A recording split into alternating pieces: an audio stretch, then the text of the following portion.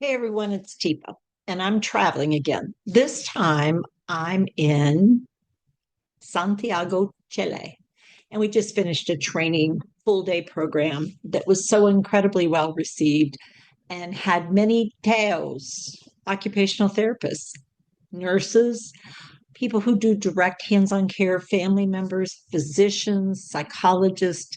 It was super amazing. The Foundation of Roses, which is who invited me down, managed to get Ministry of Health, Ministry of Aging, a psychiatrist, a physician, geriatrician, really a remarkable group of people together.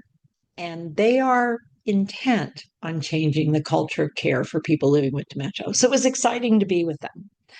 Now, this evening, and this is Wednesday evening prior to when you'll hear this, which is Thursday morning, I wanted to follow up on the situation we had on Monday. And today I want to focus a little bit in on what is PSP, progressive supranuclear palsy. So it is in the group of frontal temporal dementias. It is a very rare condition, but saying it's very rare when there are millions of people living with various dementias doesn't actually mean it's totally unheard of. What I will say, it's a particularly difficult dementia early on to notice and pull out. It has characteristics that are similar with Parkinson's due to the mobility issues. And then it will have issues that are similar to frontal temporal dementias with a frontal behavioral variant. And because that's the case, it's easy for it to get missed as a separate condition.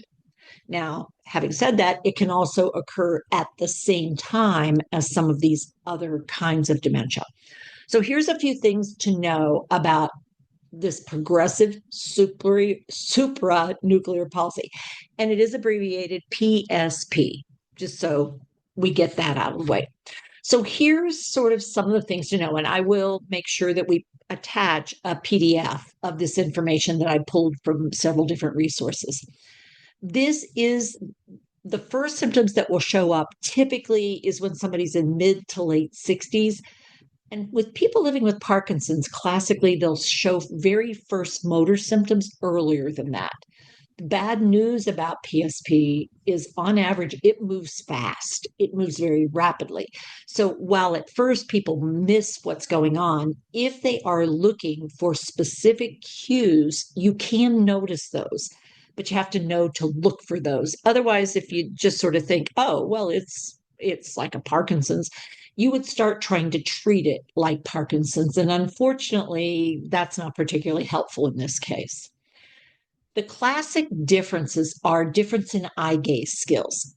So with PSP, what can happen is the people can move their eyes left and right, but they can't move their eyes easily up and down. So when you do the finger tracking activity, you'll start to notice that when they start to look up, their whole body tips back because they can't get their gaze to go up, but they also have challenges getting their gaze to come down. So that is a hint about where we might want to do some different environmental supports along the way. We will also see big changes in balance and coordination when they're walking. And what we might start noticing is more trips or falls. Interestingly enough, with the supranuclear palsy, what ends up happening is people fall backward. So they tend to lose their balance to the back. And when they fall, they arch as they fall back.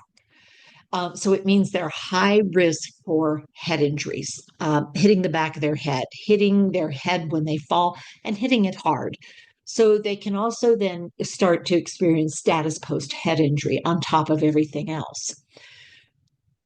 The frontal lobe issues that start popping up tend to be in the range of sudden shifts in emotion for a person that wasn't historically someone who had a lot of emotional instability or variability. We can also hear a change in speech rhythm, the emotional quality or the volume of the voice. So, and the pronunciation skills. So we start to see the articulation fine skills starting to be a bit of a challenge.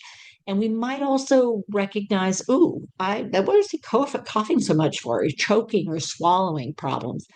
They can pop up, they might ease off, but then they come back. The other element early on with supranuclear palsy is that the person seems to get stuck. They can't get started. They have a sudden stop and they can't get going again. They pause, whether it's a conversation or an action, and they can't seem to come out of the pause. So we might also notice some word finding difficulties and productions of words, but again, that's hard to sort, but you will see it with supranuclear palsy. And then also very difficult holding on to information once a task is started. It's like, what was I doing? But I think many of us in the early signs and symptoms would totally miss that because we ourselves have those moments when we're getting a little stressed out, getting overwhelmed by what's going on. We can also have those sort of reactions of, wait a minute, what was I doing? And we can disregard that. It's the symptom profile when you put it all together. So, a couple other sort of indicators of, is this young onset Alzheimer's? Is this Parkinson's?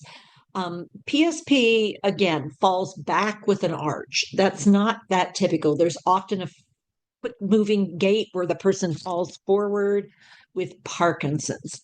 The other speech changes and swallowing changes, we see much more specific. Thin fluids are the thing that, wow, we start seeing problems with PSP, as opposed to maybe getting too much food in the mouth or having trouble chewing and grinding the food. This is simply swallowing with thin liquids gets risky because that thin movement of liquid, it's hard for the mouth to control with skill. The eye gaze and up and down, that'll be another one. And if you do try Parkinson's med, if somebody tries that with somebody, the levodopa doesn't help. And it might actually cause a number of other problems, more emotional stuff, more problems with skilled movement, with control. And tremors are actually pretty rare with PSP. You don't see either a resting tremor, as you would with Parkinson's, a unilateral tremor, like only in one hand, or you don't see tremor with movement, which is more common with Lewy body. If you do CFC, CSF, excuse me, ESP, but central cerebral spinal fluid evaluation on this. And that's often one of those sort of definitive kind of ideas, but it's still challenging. If you're looking at progressive supranuclear palsy or FTD, what you'll see more evidence of is malformed tau pathologies. With Lewy body and Parkinson's, you're going to see alpha synuclein modifications or malformations. And with Alzheimer's, you see the beta amyloid and some tau pathologies. So it's sort of like ruling things out, limiting what the options might be. The evidence is to date that more men than women develop this progressive supranuclear palsy, although both genders can and do have PSP, so it's not limited to males. And most of the cases that we know about are spontaneous. In other words, there's not a genetic link. Although there are some cases where there is a mutation in a certain pattern, MAPT, which leads to the condition. But again, not running in families nearly as much as we might see with some of the other rare dementias. The things that might be helpful, awareness that the movement changes actually signal other brain changes, because we can miss those other brain changes because the movement thing is so obvious. And if we're having problems with swallowing, we want a short-term plan of action, but we also need a long-term plan of action, keeping in mind that this could progress relatively quickly. So we may need to really think, does the person agree with and are they tolerant of thickened liquids? Would they be interested in things that require less chewing, more rapid or easier swallowing? Do we want to look at separating out liquids from solids? Because there are certain patterns that some people find, if I don't give a person liquids during the meal, they can consume the meal. And then we'll do liquids on the far side, either an hour, a half hour before, hour, half hour afterward, rather than combining the two. which reduces the risk that food would enter in and we have a risk of pneumonia. That's sort of the idea. And we stick with things like water. We can also look at raising up eating surfaces and work surfaces so it's easier for the person to see because they have difficulty with downward gaze. And we want to look at not putting things that we want the person to look at above head, shoulder height, or even eye height, so that there's not a lot of looking up or looking down. And we want to clear walking paths. And we may even encourage somebody to use walking sticks early on. If they get used to it, they might actually be able to hold onto those walking sticks and put a little tension forward, which may help with the not going over backwards.